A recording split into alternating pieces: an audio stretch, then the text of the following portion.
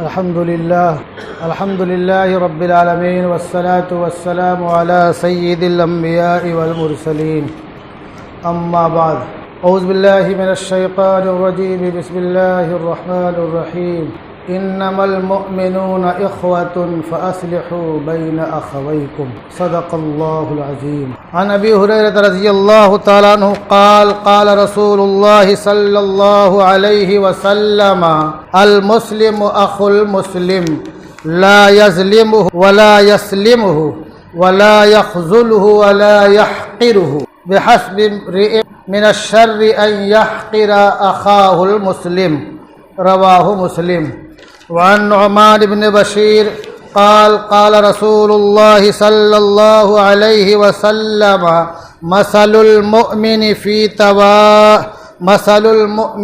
في توادهم وتراحمهم وتعاطفهم مثل الجسد إذا اشتكى عضو تداعى له سائر الجسد بالسهر والحمى متفق عليه وعن أبي موسى رضي الله تعالى عنه عن النبي صلى الله عليه وسلم قال المؤمن للمؤمن كالبنيان يشد بعضه بعضا وشبك بين أصابعه رواه البخاری۔ ایک ہو مسلم حرم کی پاسبانی کے لیے، ایک ہو مسلم حرم کی پاسبانی کے لیے، نیل کے ساحر سے لے کر تا بخاک کاشغر۔ حضرات محترم، جو حالات چل رہے ہیں ہمارے بھائیوں کا اور خاص طور سے ان بھائیوں کا جو ابھی طرز عمل ہے، بہت ہی افسوس کن ہے۔ وہ بھائی کہ جن کو اللہ تبارک و تعالی نے روئے زمین پر عدل و انصاف کی بقا کا ضامن بنایا ہے اور انہیں طاقت بھی دیا ہے، اس کے باوجود خاموشی ہی خاموشی ہے۔ بہت افسوس ہوتا ہے، کاش کی جناب رسول اللہ صلی اللہ علیہ وسلم کے فرمودات پر کبھی غور کر لیا ہوتا اور وہ واقعات اور وہ معاملات جو گزشتہ ادوار میں پیش آئے کہ کس طریقے سے لوگوں میں ایک دوسرے کی ہمدردی ہوا کرتی تھی۔ جناب رسول اللہ صلی اللہ علیہ وسلم کا ارشاد ہے المسلم اخو المسلم، کہ مسلمان جو ہے مسلمان کا بھائی ہے، مسلمان جو ہے مسلمان کا بھائی ہے۔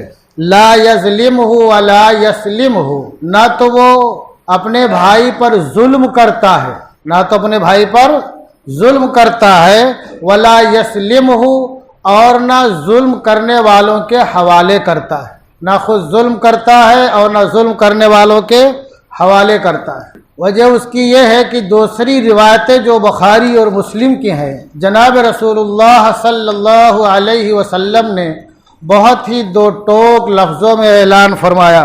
آپ نے فرمایا مثل المؤمنین فی توادہم وتراحمہم وتعاطفہم، کہ مومنین کی مثال ان کی آپس میں ایک دوسرے سے محبت، ایک دوسرے کے ساتھ رحم دلی، یہ جو آپس میں نرمی ہے، رحم دلی ہے، اللہ نے اسی کو صحابہ کرام کے تعلق سے ارشاد فرمایا کہ محمد الرسول اللہ والذین معہ اشداء علی الکفار رحماء بینہم، کہ جناب محمد رسول اللہ صلی اللہ علیہ وسلم تو اللہ کے فرستادے ہیں، اس کے اولو العزم پیغمبر ہیں، لیکن ان کے ساتھ جو لوگ رہنے والے ہیں وہ کفار کے مقابلے میں سخت ہیں۔ رحماء بینہم، اور آپس میں ایک دوسرے سے کے لیے بہت نرم ہیں، آپس میں ایک دوسرے کی بہت محبت ان کے دل میں ہے۔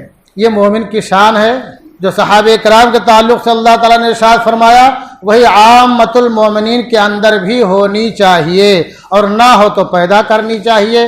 تو پیارے حبیب صلی اللہ علیہ وسلم کا جو ارشاد گرامی ہے کہ مومن جو ہے آپس میں محبت کرنے میں، وہ تراحمہم، اور ایک دوسرے کے ساتھ نرمی، خیر خواہی، بھلائی، اچھائی، نیکی کرنے میں، وہ تعاطفہم، اور ایک دوسرے کے ساتھ شفقت کا معاملہ، محبت کا معاملہ کرنے میں، مثل الجسدی، وہ ایک جسم کے مانند ہے، ایک بدن کے مانند ہے، یعنی تمام مومنین چاہے جس علاقے، چاہے جس خطے، چاہے جس سرزمین پر، چاہے جس وطن اور ملک میں رہنے والے ہوں، چاہے پہاڑ کی چوٹی پہ بسنے والا ہو، پہاڑ کی گھاٹی میں رہنے والا ہو، صحرا میں تمبو قنات تان کر کے رہنے والا ہو اور جنگلوں میں پھرنے والا ہو، یا سمندر کے بیچ میں کشتیوں میں رہنے والا ہو، یا ہرے بھرے اور آباد شہروں میں رہنے والا ہو، سب ایک دوسرے سے ایسے ہی جڑے ہوئے ہیں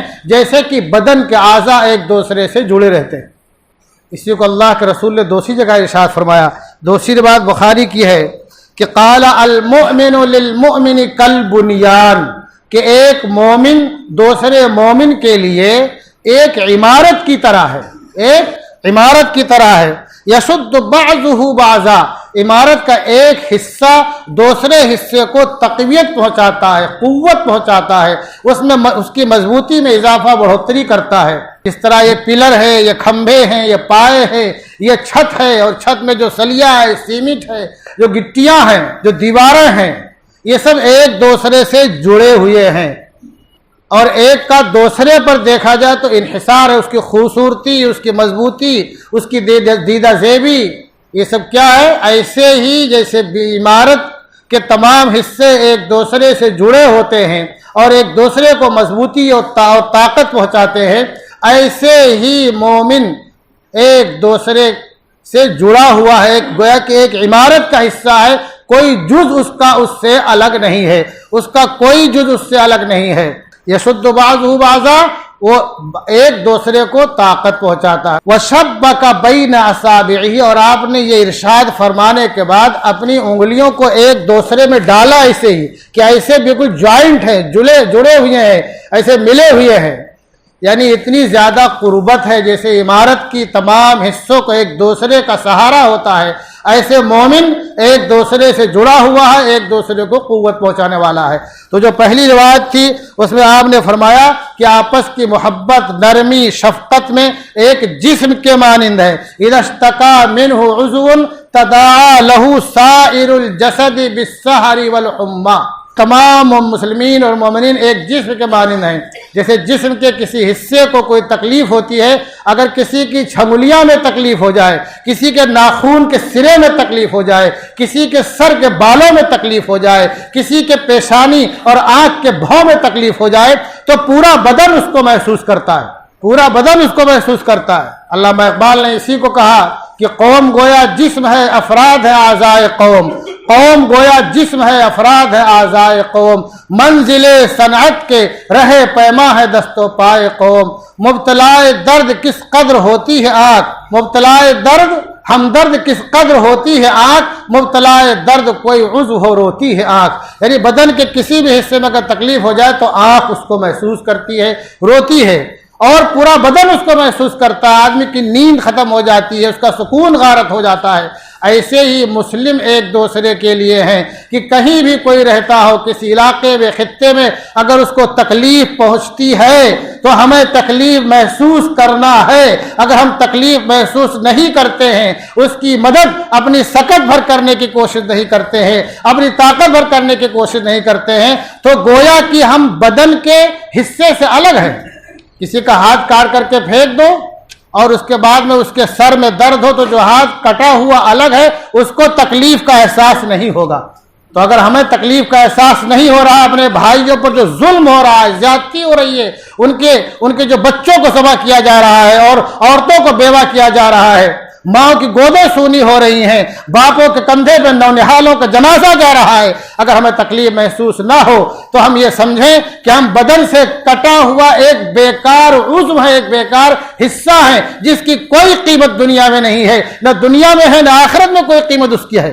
اور یہ جب تھا مسلمانوں میں، یاد رکھو، جب یہ بات مسلمانوں میں تھی، جب یہ غیرت تھی، جب یہ حمیت تھی، اس وقت کے واقعات کو پڑھو، اس وقت کے واقعات کو پڑھو۔ ایک قلعہ ہے جس کا نام ہے عموریہ، روم کے علاقے میں ایک قلعہ تھا، عموریہ اس کا نام تھا۔ ایک عورت وہاں کے سلطان کے قید میں تھی، اس نے اس کو تھپڑ مارا تو روئی، پھر تھپڑ مارا تو اس نے کہا واہ معتصمہ، واہ معتصمہ۔ کسی طریقے سے یہ بات معتصم باللہ تک پہنچی ابن علامہ ابن اسیر نے اپنی شہر آفاق تالیف و تصنیف الکامل میں اس واقعے کو لکھا، اور انہوں نے کہا جب خبر لانے والے نے معتصم باللہ تک خبر پہنچائی ہے تو اپنی مسند کو تشریف بیٹھا ہوا تھا، اپنی تخت خلافت میں بیٹھا ہوا تھا، اور جب اس کو یہ خبر ملی کہ عموریہ کے قلعے میں ایک عورت پہ ظلم ہو رہا ہے اور اس ظلم ہونے کی وجہ سے عورت چیخ رہی ہے، اور چیختے ہوئے اس نے کہا واہ معتصمہ. اور یہ بھی عجیب بات ہے، جب اس عورت نے واہ معتصمہ کہا تو اس نے اور ایک تھپڑ مارنے والے نے کہا ارے معتصم یہاں کیسے آئے گا، کیا آئے گا، تیری کیا مدد کرے گا وہ، اور ٹھٹھا مار کے ہنسنے لگا. اس نے پورا منظر معتصم باللہ کے سامنے نقل کر دیا. معتصم باللہ جو کہ میری تخت پہ بیٹھا ہوا تھا فوراً کھڑا ہو گیا. میں یہ بات آپ کے سامنے عرض کر دوں، معتصم باللہ اپنے پہلے جیسے خلفاء کی طرح، اپنے اسلاف اور اجداد کی طرح بہت زیادہ جاہ و جلال والا نہیں تھا، لیکن اس کے اندر غیرت دینی تھی، حمیت اسلامی تھی. فوراً تخت سے کھڑا ہو گیا اور نفیر عام کا حکم دے دیا، اور جو یہ خبر لایا تھا اس سے خالی اتنا پوچھا ہم کو خالی یہ بتاؤ یہ عموریہ قلعہ ہے کہاں. بہت لمبا فاصلہ تھا، روم میں تھا، وہ ہر قلعہ کے ذریعے اس نے بتایا. نفیر عام کا حکم دے دیا، اور اس وقت تک چین سے نہیں بیٹھا جب تک کہ اس کی مکمل فوج تیار نہیں ہو گئی، اور بنفس نفیس اس جنگ میں اس نے شرکت کی. اور جب وہاں پہنچا قلعہ کا محاصرہ کیا. وہ روم کا سب سے مضبوط سب سے مشہور قلعہ تھا. اس وقت وہاں مسلمانوں نے رخ نہیں کیا تھا اس وقت تک. اور یہ بھی عجیب بات ہے کہ وہاں پہنچ گیا، اور جب قلعہ فتح کر لیا، قلعہ فتح ہونے کے بعد وہ شخص معتصم باللہ کے سامنے پیش ہوا تو اس نے کہا کہ مجھے آج معلوم پڑا کہ مسلمانوں میں اتنی غیرت ہے کہ ایک عورت کی آواز پر لبیک کہتا ہوا اتنی عظیم سلطنت کا سلطان، اتنا عظیم خلیفہ وہ یہاں تک دوڑا چلا آئے گا. یہ کیا تھا؟ یہ غیرت زندہ تھی. جب غیرت زندہ ہوگی، جب غیرتیں زندہ رہیں گی تو انسان جو ہے اس کے لیے کٹ مرنے کو تیار رہے گا. اور ایک دوسرا واقعہ بتا دوں جس کا تعلق آپ کی سرزمین سے ہے، جس کے طفیل اللہ تبارک و تعالیٰ نے اسلام کے کلمے کو کفرستان کے چپے میں بلند کیا. ہوا کیا؟ عرب کے تاجر سمندری راستے سے سراندیپ آیا کرتے، اس کو سری لنکا بولتے ہیں. اسی میں ایک چھوٹا سا جزیرہ تھا جس کو الیاقوت کہتے تھے. اتفاق سے جو تاجر تھے کسی وجہ سے وہ بیمار ہوئے یا کشتی سے کی وجہ سے ہلاک ہو گئے. جو خاندان تاجروں کے جو سربراہ تھے، گھروں کے جو سربراہ تھے، مرد حضرات، وہ ان کا انتقال ہو گیا. اتفاق ایسا یاقوت جزیرے کا جو سردار تھا، جو بادشاہ تھا، اس نے اس موقع کو غنیمت سمجھا اور یہ سمجھا کہ اسی بہانے حجاج ابن یوسف جو کہ عراق کا گورنر ہے، وہ لوگ وہی کے تھے تاجر لوگ، اور ولید بن عبد الملک جو کہ خلیفہ وقت ہے، ہم ان کی خوشنودی حاصل کر سکتے ہیں. جو کہ ایک وقت ایسا تھا کہ خوشنودی حاصل کرنے کے لیے سلاطین وقت موقع کی تلاش میں رہا کرتے تھے. تو خوشنودی حاصل کرنے کے لیے اس نے جہاز کو جو ہے کئی ایک جہاز پہ ان لوگوں کو رکھا اور بہت ڈھیر سارا تحفہ دیا ان لوگوں کو، مرنے والوں کے گھر والوں کو، ان کی عورتوں کو، بچوں کو بہت ڈھیر سارا سامان اور بہت سہولیات دیا، اور بہت ڈھیر سارا تحفہ اور ہدیہ اور گفٹ جو ہے حجاج ابن یوسف اور ولید بن عبد الملک کے لیے رکھا. اور ان لوگوں سے کہا وہاں جب پہنچنا تو میرے بارے میں اچھے کلمات کہنا کہ یا جزیرے یاقوت یا جزیرے سراندیپ کے بادشاہ نے ہمارے ساتھ اچھا معاملہ کیا، بہت اچھا آدمی ہے. یہ دینے کا اور بھیجنے کا اور کہنے کا مقصد کیا تھا کہ خلیفہ ہم سے خوش ہو جائے گا، حجاج ابن یوسف ہم سے خوش ہو جائے گا اور ہمارے روابط اور اچھے ہو جائیں گے. اتفاق ایسا کہ سندھ کے علاقے میں بحری قزاقوں نے یا اس وقت کے وہاں کے بادشاہ کے لٹیروں نے اس جہاز کو لوٹ لیا، عورتوں بچوں کو بندی بنا لیا. اس میں بھی ایک عورت نے چیخ لگائی تھی واہ حجاج واہ حجاج واہ حجاج. کسی طریقے سے یہ پیغام حجاج ابن یوسف تک پہنچ گیا. حجاج ابن یوسف بارے میں پوری دنیا جانتی ہے کہ بہت ہی بدنام آدمی ہے، بہت اچھے سے اس کا نام نہیں لیا جاتا ہے، کیونکہ ذرا ذرا سے معاملات پہ وہ باتوں پہ فوراً گردن مار دیا کرتا تھا. لیکن دیکھو یہاں غیرت زندہ تھی، غیرت زندہ تھی. جیسے اس تک یہ پیغام پہنچا کہ فلاں علاقے میں اور وہاں لٹیروں نے لوٹ لیا ہے، اور ایک عورت چیخ لگا رہی تھی، پکار رہی تھی واہ حجاج، وہ فوراً کھڑا ہو گیا اور کیا کہا؟ لبیک یا بنتی، لبیک یا بنتی. اس نے کہا یعنی ہے میری بیٹی، میں تمہیں آزاد کرانے کے لیے حاضر ہوں. بہت اچھے سے نام حجاج کا نہیں لیا جاتا ہے، لیکن دیکھو غیرت زندہ تھی، حمیت اسلامی زندہ تھی. اس نے فوراً لبیک کہا. مورخین لکھتے ہیں اس نے فوراً 6000 کا لشکر تیار کیا. جو پہلا لشکر اس نے بھیجا ہے اس میں عبداللہ اسلمی کے ساتھ کو اس کا لیڈر بنا کر کے اور سردار بنا کر کے. اتفاق ایسا کہ عبداللہ اسلمی راجہ داہر سے جہاد کرتے ہوئے شہید ہو گئے، پوری فوج ان کے سمجھو ختم ہو گئی. پھر دوبارہ اس نے کوشش کی، ہمت نہیں آ رہی، دوبارہ کوشش کی. پھر بدیل کو سردار بنا کر کے 6000 ازمودہ کار فوجیوں کے ساتھ بھیجا. بدیل بھی کیا کہتے ہیں شہید ہو گئے. کوئی ہوتا تو جانے دو بار تو ہم نے کوشش کر ہی لیا، ہمارے اتنے فوجی جو ہے مجاہدین ہمارے جو ہے شہید ہو چکے ہیں، چند عورتوں کے لیے، چند بچوں کے لیے ہم اتنی قربانی کیوں دیں؟ نہیں، وہ سکون سے نہیں بیٹھا. پھر اس نے اپنے بھتیجے محمد بن قاسم کو تیار کیا. محمد بن قاسم، سن لو نوجوانوں، تم جس عمر میں الٹی سیدھی حرکتیں کرنے کو اپنی عمر کا تقاضا سمجھتے ہو. محمد بن قاسم کی عمر اس وقت خالی کتنی تھی؟ 17 سال تھی. 17 سال کا نوجوان ہے. اور محمد بن قاسم حجاج بن یوسف کا بھتیجا بھی تھا اور داماد بھی تھا. یہ غیرت تھی کہ ایسے خطرناک مہم پر وہ شخص اپنے بھتیجے کو بھیج رہا ہے جو کہ اس کا داماد ہے. یعنی کتنا بڑا خطرہ مول لے رہا ہے. 2 وقت اس سے پہلے ختم ہو چکے، یہ تیسرا ہے. بچ کر آنے کی امید نہیں، لیکن غیرت زندہ تھی، غیرت زندہ تھی. اس نے محمد بن قاسم جب آیا، حجاج بن یوسف کی آپ اگر کہانی پڑھیں گے یہ سندھ کے تعلق سے، تو اس کی جو خبر رساں کے جو رابطے تھے کتنی تیز تھے اس زمانے میں. ہر تیسرے دن اس کو خبر پہنچتی تھی. یہاں تک کہ جب آخری وقت میں حملہ کرنا تھا تو حجاج نے بتایا کہ تم نہر کے جس کنارے پہ تمہارا پڑاؤ ہے وہاں سے نہر عبور مت کرنا، اور آگے جاؤ، اور آگے جاؤ گے تو وہاں نہر کا پانی کم ہے، چھچلا ہے، تم آسانی سے عبور کر لو گے. یہاں تک کہ جب آخری مارکا تھا، حجاج بن یوسف نے جو خیف منجنیق بھیجی تھی تو جو جھنڈا لہرا رہا تھا وہ لوگ اس کا نشانہ لگاتے تھے، نشانہ چوک جاتا تھا. حجاج نے کہا تم منجنیق کا زاویہ تھوڑا سا بدل دو، نشانہ نہیں چوکے گا. اتنی معلومات رکھتا تھا یہاں کی، وہ اتنا فکر مند تھا کہ پل پل کی خبر رکھتا تھا. اور وہ وقت آیا کہ اللہ تبارک و تعالیٰ نے محمد بن قاسم کو فتح عطا فرمائی. یہ کیا تھی؟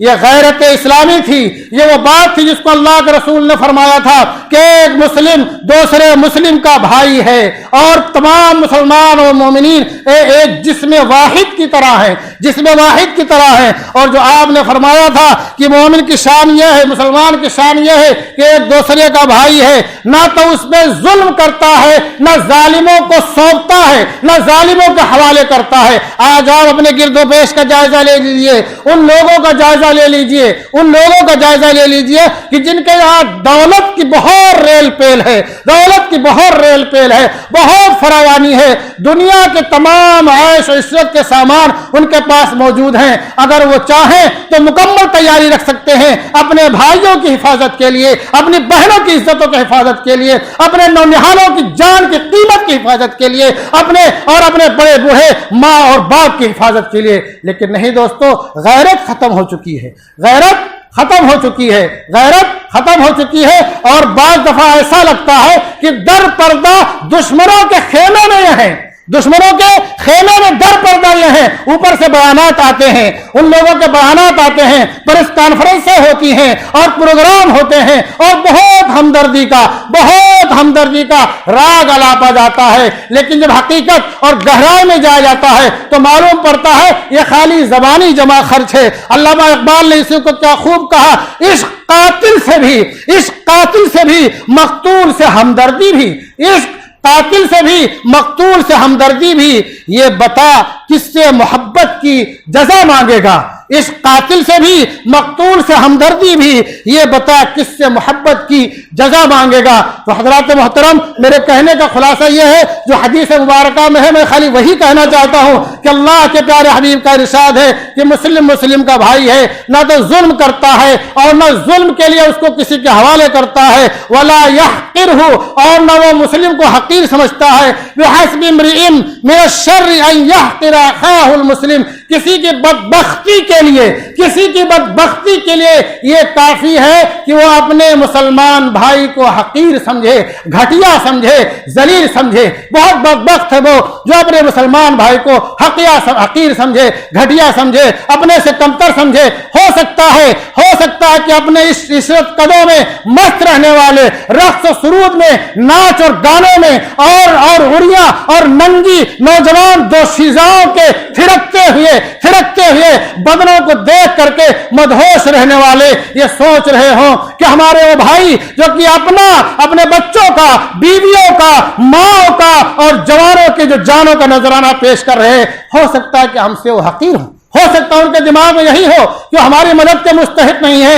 اگر یہ بات ہے تو اللہ کے پیارے حبیب کا جو ارشاد ہے، نہایت ہی بدبخت ہے وہ شخص جو اپنے بھائی کو حقیر سمجھے۔ تو دوستو، بس آخر میں خالی میں یہی کہنا چاہتا ہوں، جو کسی نے کہا تھا کہ سجدہ خالق کو بھی ابلیس سے یارانہ بھی، سجدہ ایسے حالات میں ایسے لوگوں کی زندگی دیکھ کر کے وہاں ہزار لوگ شہید ہو رہے ہیں اور یہاں ناچ گانے کی محفلیں جم رہی ہیں، یہاں موسم بنا ہوا ہے گانے کا، عیش میں مست رہنے کا، مدہوش رہنے کا، کیا خوب کا۔ سجدہ خالق کو بھی ابلیس سے یارانہ بھی، سجدہ خالق کو بھی ابلیس سے یارانہ بھی، حشر میں کس سے عقیدت کا صلہ مانگے گا۔ اللہ تبارک و تعالی ہم تمام لوگوں کو ایک جسم کی طرح رہنے کی سعادت عطا فرمائے، اور اپنے مظلوم بھائیوں کے لیے ہم سے جو بن پڑتا ہے تین چیزیں ہم کر سکتے ہیں۔ ایک تو یہ کہ اگر ان کے بارے میں کچھ لکھیں یا بولیں تو حوالے کے ساتھ اور پوری تحقیق کے ساتھ لکھیں اور بولیں، اور جو غلط فہمیاں ہیں لوگوں میں پھیلائی جا رہی ہیں، ان کو ظالم ثابت کرنے کی کوشش کی جا رہی ہے۔ حقیقت یہ ہے آج سے نہیں، وہ 75 سالوں سے مظلوم ہے، 75 سالوں سے مظلوم ہے، تو ہم ان کی مظلومیت کو بتائیں، اور وہ طاقت جو 2000 سال پہلے سے لے کر کے اب تک جس کا طریقہ ظلم و زیادتی کا تھا، فتنہ و فساد کا تھا، مار پیٹ کا تھا، اپنے انبیاء کو مارنے کا قتل کرنے کا تھا، اور اپنے بزرگوں کو بھی تحقیق کرنے کا تھا، اس ظالم طاقت کے بارے میں بتلائیں کہ اس کے پنجے ہمیشہ خون سے رنگے رہتے ہیں، رنگے ہیں اور آئندہ بھی رنگے رہیں گے۔ اور جو دوسری بات ہے ہم سے ہماری سکت کے مطابق جو بھی ہو سکے، جس طرح سے بھی ہو سکے، ان کے تعاون اور مدد کے تعلق سے ہم فکر کریں۔ اور جو تیسری اہم بات ہے جو ہمارے بس میں ہے، ایک ادنا شخص کے بھی بس میں ہے، جس کی زبان چلتی ہے، جس کے دماغ میں خیالات آتے ہیں، وہ بھی وہ کام کر سکتا ہے۔ وہ کیا ہے؟ دعا کرنا۔ کیا ہے؟ دعا کرنا۔ ہم نے گزشتہ جمعوں کو بتایا تھا کہ غزوہ احزاب میں کتنے سخت حالات تھے، لیکن جب اللہ کے رسول صلی اللہ علیہ وسلم نے اپنے جانثاروں کو دعا سکھلا دی اور خود آپ نے دعا کی، تو اللہ تبارک و تعالیٰ نے کس طریقے سے مدد بھیجی کہ 10,000 کا لشکر، 10,000 کا لشکر، جس کے ظاہری اعتبار سے جس کے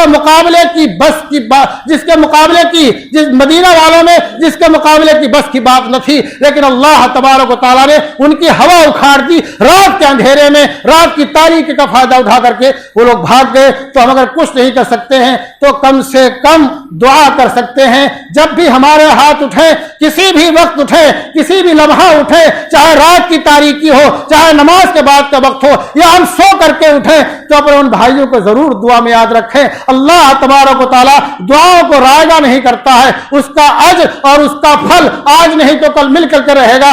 اور انشاءاللہ جو لوگ حق پر ہیں، حق پر تھے، حق پر رہیں گے، ہمیشہ اللہ نے ان کو غلبہ عطا فرمایا ہے۔ ہو سکتا ہے غلبہ ملنے میں، فتح ملنے میں کچھ وقت چلا جائے، کچھ ٹائم چلا جائے، جیسے کہ آپ نے دیکھا اپنے گرد و پیش میں کہ 1970 سے لے کر کے 2020 تک معاملات چلتے رہے، لیکن اللہ تبارک و تعالیٰ نے 50 سالہ قربانی کے بعد 50 سالہ قربانی کے بعد پوری دنیا کی طاقتیں جس کے خلاف جمع تھی، اللہ تبارک و تعالیٰ نے ان کو فتح عطا فرمائی۔ تو ایسے اللہ تبارک و تعالیٰ آج نہیں تو کل ہمارے ان بھائیوں کو فتح دے گا جو حق پر تھے، حق پر ہیں اور انشاءاللہ حق پر رہیں گے۔ اور ان کی یہ ساری کوشش اپنے لیے نہیں ہے، اپنے لیے نہیں ہے، اللہ کی رضا کے لیے ہے اور قبل اول کی آزادی کے لیے ہے، انبیاء کی سرزمین کو واپس لینے کے لیے ہے۔ انبیاء کی سرزمین جس کے بارے میں ایک روایت میں آتا ہے کہ بیت المقدس کا کوئی چپا ایسا نہیں ہے،